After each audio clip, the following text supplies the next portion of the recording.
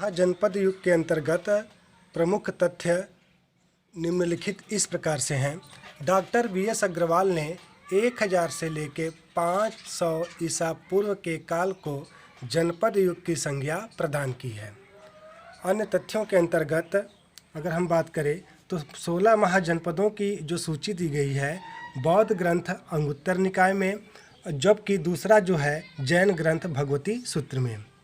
इस प्रकार से 10 महाजनपद गंगा घाटी में स्थित थे, जबकि 6 महाजनपद गंगा घाटी से बाहर स्थित थे। अगर सबसे उत्तर की बात करें हम तो वह जनपद था कंबोज जनपद था, जिसका क्रमांक नंबर है 13। और जबकि दक्षिण में जो था महाजनपद असमक था, जो गोदावरी नदी के तट पर स्थित था। अब आइए कुछ अन्य बिंदुओं को देखते हैं। इसके अंतर्गत 16 महाजनपदों के अलावा अन्य और भी रचनाएं हैं जिसमें जनपदों का उल्लेख मिलता है। पालनी द्वारा रचित अष्टाध्यायी में भी 40 जनपदों का उल्लेख हुआ है, जबकि महाभारत में 250 जनपदों का उल्लेख मिलता है। इसके अलावा दक्षिण भारत के तमिल ग्रंथ शिल्पाधिकारम में भी 3 महाजनपदों का उल्लेख हुआ है, जिसमें मगध, वत्स, अवंती प्रमुख है।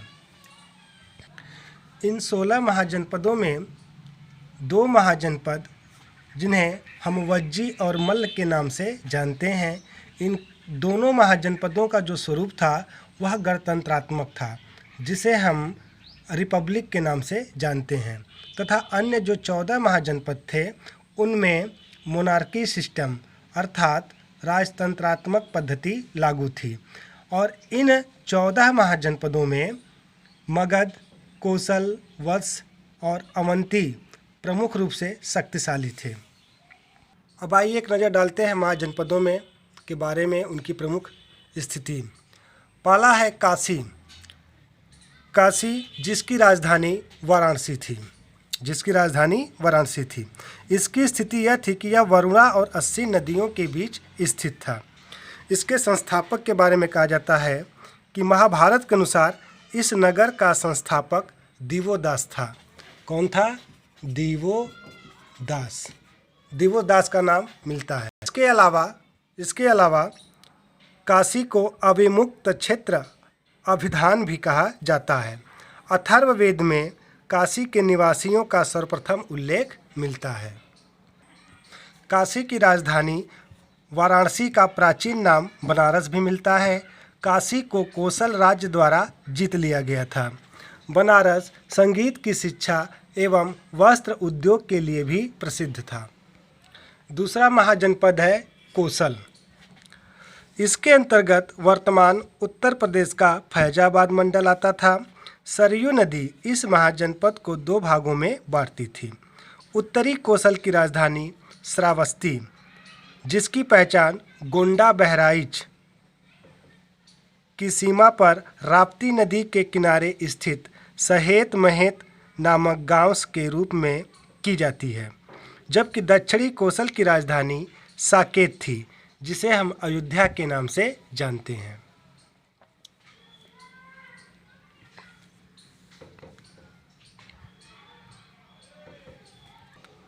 तीसरा महाजनपद है अंग। यह सबसे पूर्वी भारत में स्थित था। इसके अंतर्गत बिहार के वर्तमान भागलपुर एवं मुंगेर जिले आते हैं। इसकी राजधानी चंपा थी। बौद्ध ग्रंथ दीर्घ निकाय के महापरिनिर्वाण सूत्र से जानकारी मिलती है कि चंपा नगर के निर्माण की योजना महागोविंद नामक प्रसिद्ध वास्तुशिल्पी ने तैयार की थी। चंपा का प्राचीन नाम मालिनी भी मिलता है। मगध के नरेश बिंबिसार, इन्होंने ही सबसे पहले अपने साम्राज्य के विस्तार के लिए अंग महाजनपद पर आक्रमण करके वहाँ के शासक ब्रह्मदत्त को पराजित कर उनकी हत्या कर दी और अंग को मगध में मिला लिया। चौथा महाजनपद है मगध। इसके अंतर्गत बिहार राज्य के वर्तमान पटना, गया तथा शाहाबाद जिले आते थे।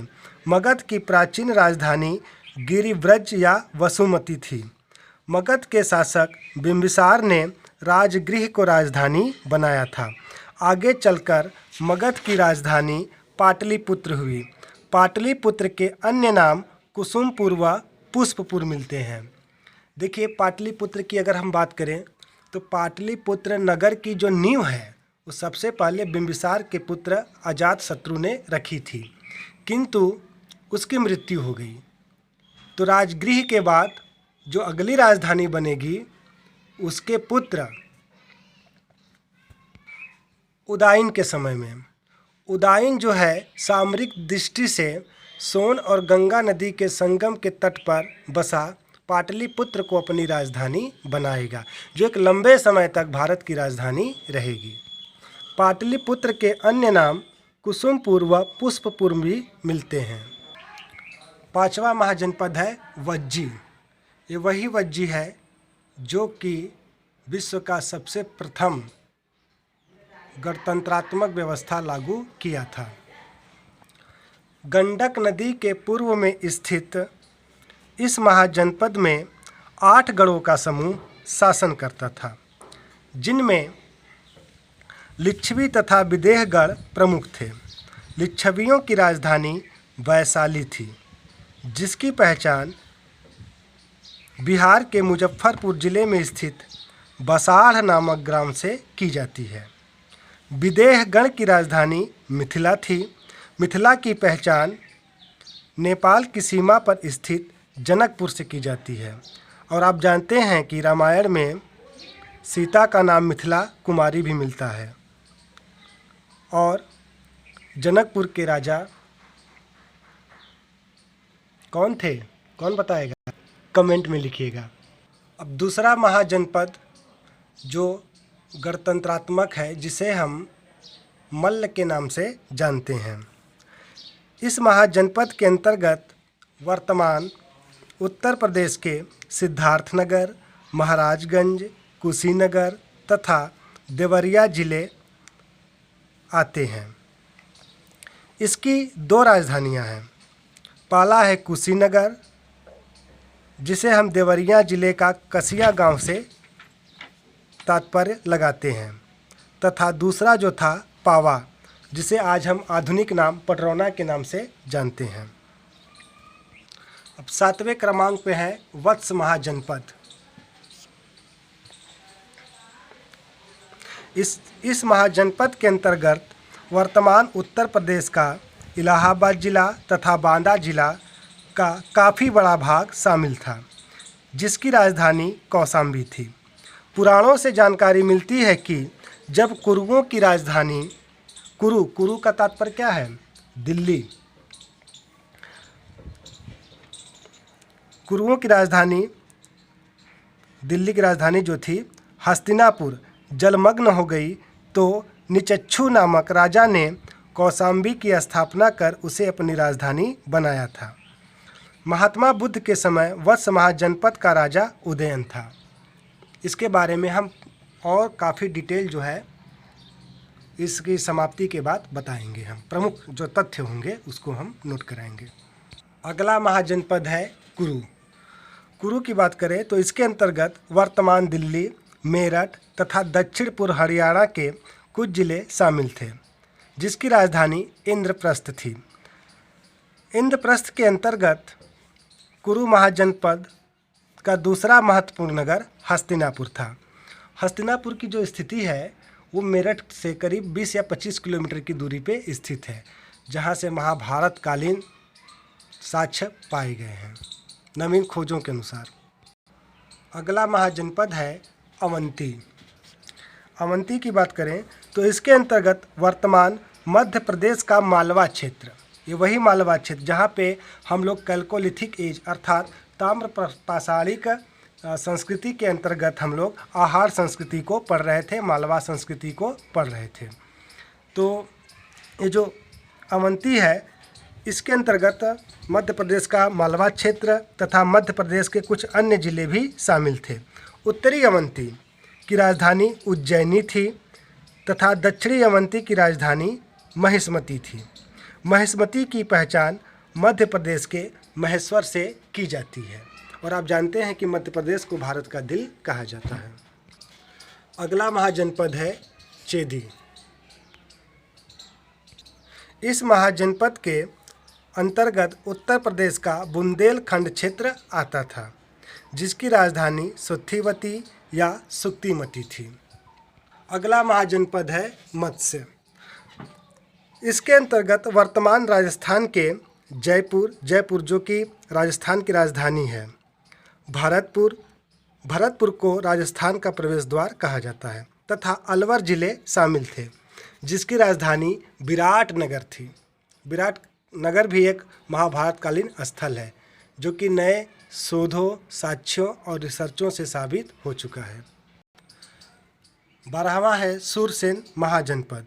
इस महाजनपद के अंतर्गत वर्तमान ब्रजमंडल क्षेत्र आता था, जिसकी राजधानी मथुरा थी। 13वां है कम्बोज महाजनपद। इसके अंतर्गत उत्तरी कश्मीर का राजौरी जिला तथा पाकिस्तान का हजारा जिला शामिल थे, जिसकी राजधानी राजपुर थी। राजपुर का एक अन्य नाम हाटक भी मिलता है। 14वें महाजनपद की बात करें तो यह भी उत्तर में ही है, जो कि कम्बोज से पास में है, गांधार। इसके अंतर्गत वर्तमान पाकिस्तान के पेशावर तथा रावलपिंडी जिले शामिल थे।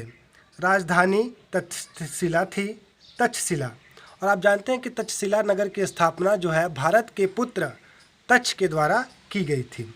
इस महाजनपद का दूसरा महत्वपूर्ण नगर पुष्कलावती थी, जिसकी पहचान वर्तमान पेशावर के निकट स्थित चारुसद्धा नामक स्थान से की जाती है।